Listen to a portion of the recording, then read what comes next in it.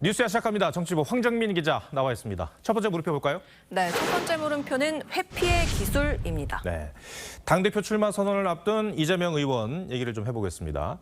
이 의원이 회피는 책임지는 것이 아니다 이렇게 말하지 않았습니까? 네, 선거 패배 책임자가 당대표에 나서는 게 맞냐는 비판에 나서지 않는 게 오히려 책임을 회피하는 거다. 직접 문제를 해결하는 게 책임지는 자세다. 이런 논리를 편 건데요.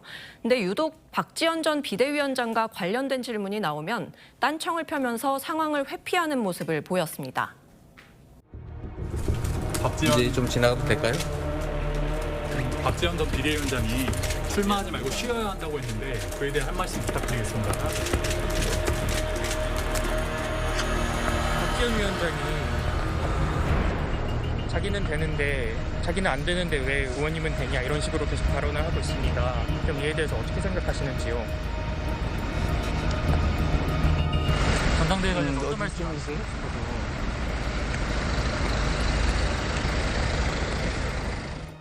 이 정도면 전략적으로 침묵하는 거라고 봐야 할 텐데 이유가 뭘까요? 네, 앞선 대선에서 박지원 전 위원장을 적극적으로 내세웠던 이 의원으로서는 사실 어떤 답을 내놓기도 난감한 상황입니다. 박지원 씨 왔네. 박지원 씨 왔네.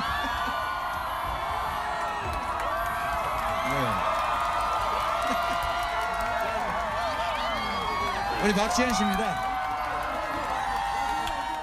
과거 당내 성비위 논란이 불거졌을 때도 마찬가지였습니다. 보좌진 성추행 의혹으로 당에서 제명된 박안주 의원과 관련된 질문에도 이 의원은 선을 그었습니다.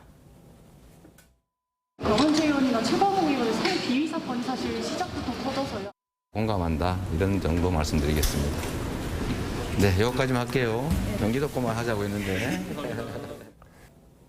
앞선 대선 경선 때도 이런 이 의원의 전략적 침묵 때문에 당내 경쟁자들이 불만을 표출하지 않았습니까? 네, 당내 1위 후보였던 이 의원에게 당시 이슈에 대한 여러 질문들이 집중됐었는데요.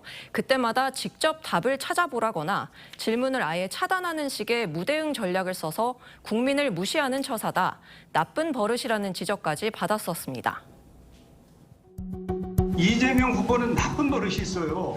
누가 질문을 하면 답변을 안 하고 이리 피하고 저리 피하고.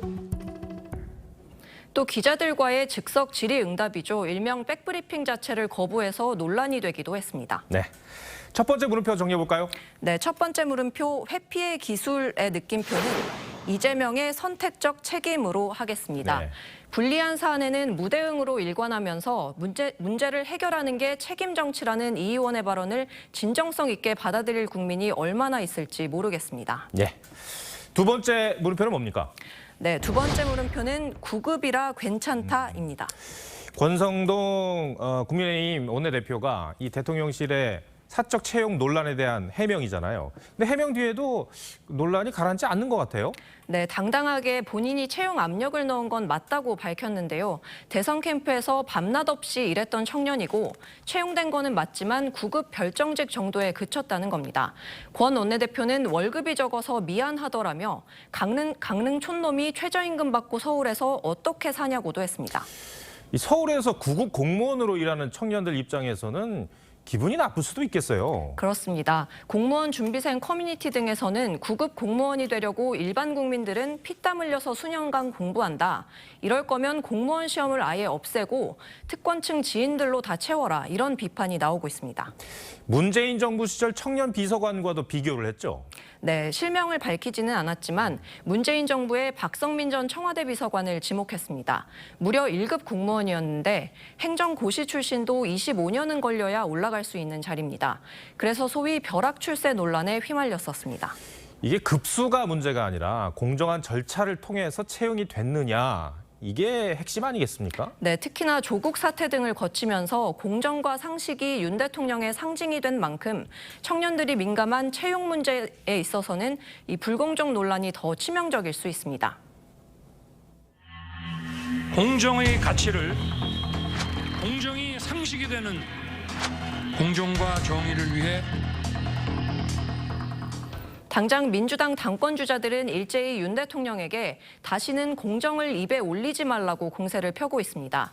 또 장관 후보자들의 부모 찬스 의혹이 드러날 때마다 민주당의 공격 포인트가 되는 지점도 바로 이 공정입니다.